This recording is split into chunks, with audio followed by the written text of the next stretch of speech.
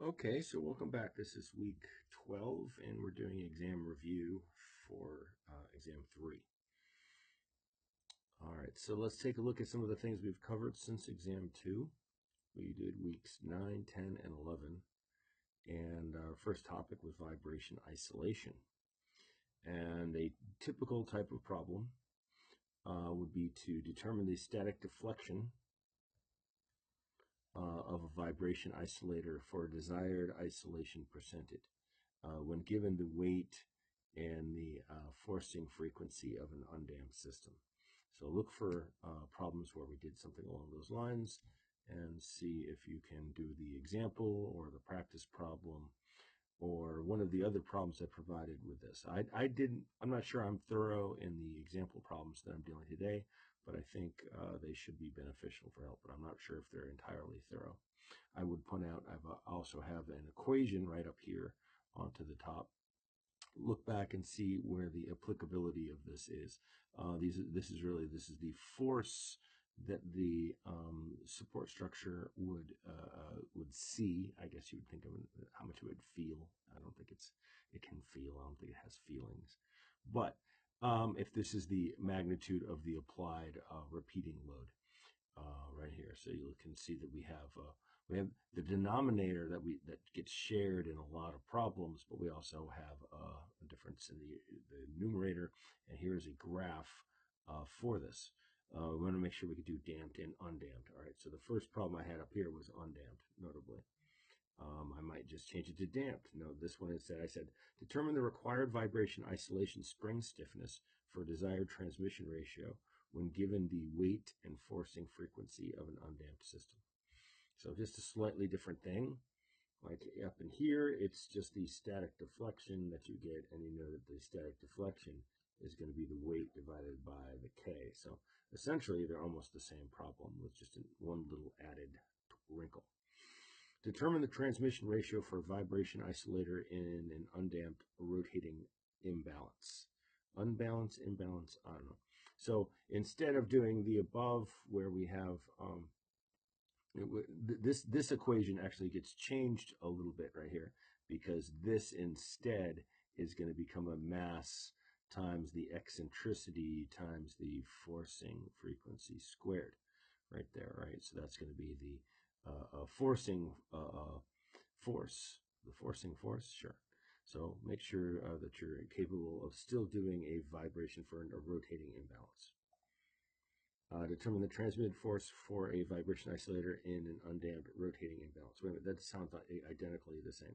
Oh, here's the ratio. It's the force. Hardly any difference between those. I think I was going problem by problem and looking for ways to write them down. So I'm not trying to be difficult by writing a large number, but this is me actually just proceeding through and trying to organize my practice regime. Determine the necessary spring stiffness of a vibration isolator for desired transmission ratio in an undamped. All right, so we really just these three are like really similar to each other. It's just changing what we're looking for.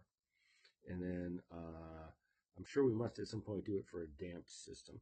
Determine the necessary spring system and vice versa for a desired transmission ratio and the resulting displacement. Yeah, okay, so what about the damped one? We do a damped one yet? There's a damped for a damped and undamped vibration isolation system. Apparently, we didn't do many damped ones.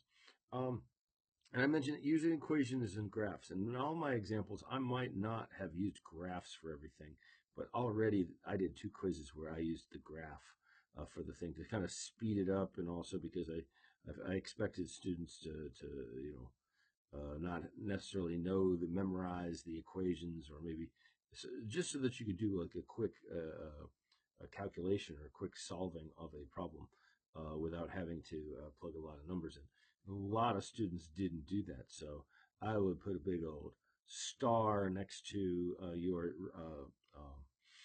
efforts, study efforts. That said, make sure you can use the graphs to solve problems. Because I might actually just use this graph to do this. Use the graphs to solve problems. I see a lot of people that seem to prefer to take the long way around. So lighten the load a little bit. Use the graph. Okay, so you could see a little bit of the differences between. I put up Dr. Zinsky's equations because I didn't want to rewrite mine.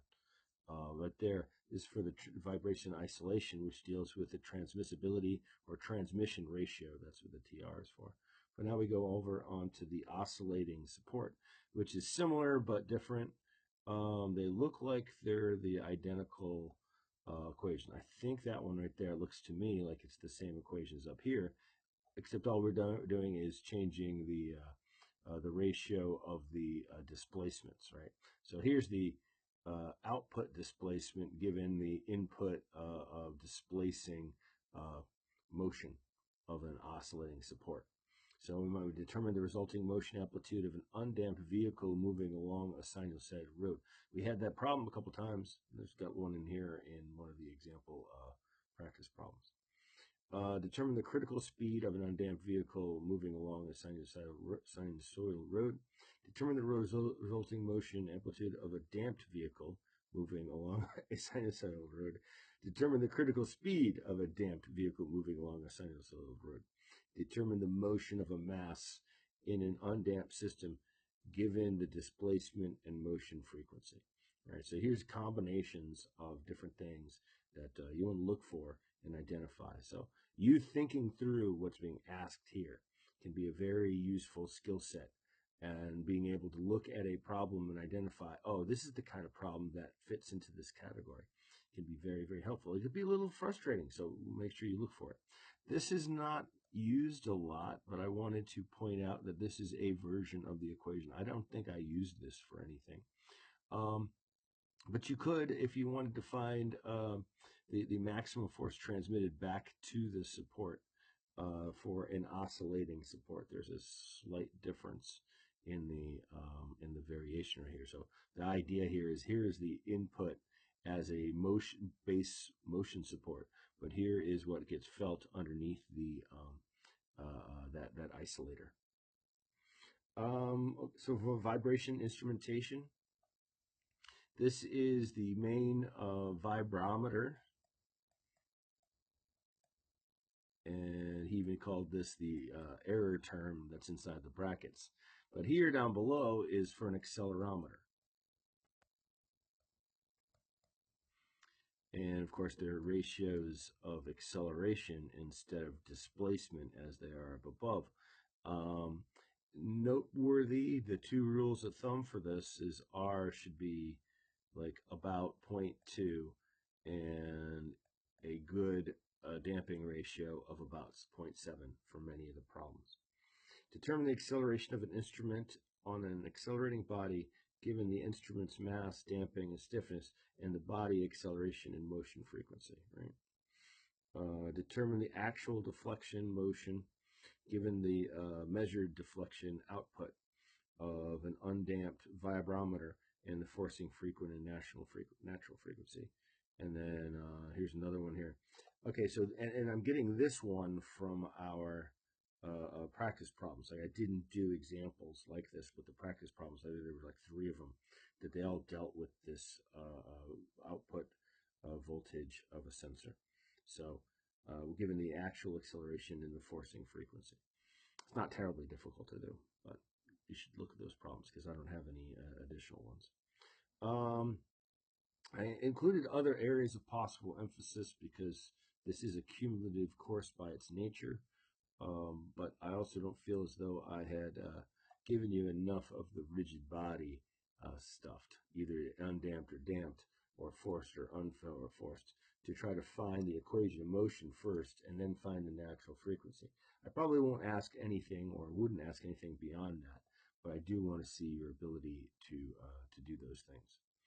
And then lastly, I have in here, I added this just because I saw some problems that we had done that I kind of liked, where we had that little log decrement thing, and we figure out the peaks between them, and from that we're able to get that log decrement and able to find the squiggle from that, and from that we're able to find what the C is going to be, and then proceed from there to get the other things that we might want to know for the scenarios that we are looking at for this particular topic. So even though this might have been from earlier in the semester, be sure you can do this and make sure you can do that.